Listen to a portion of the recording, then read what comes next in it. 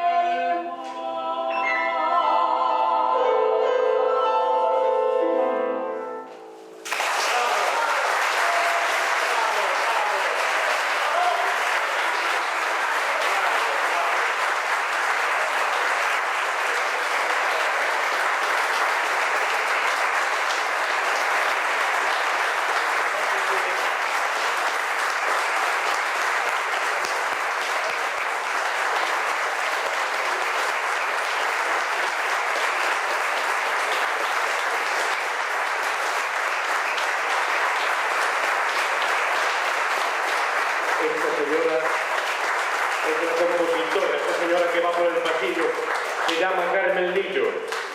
Enhorabuena, enhorabuena.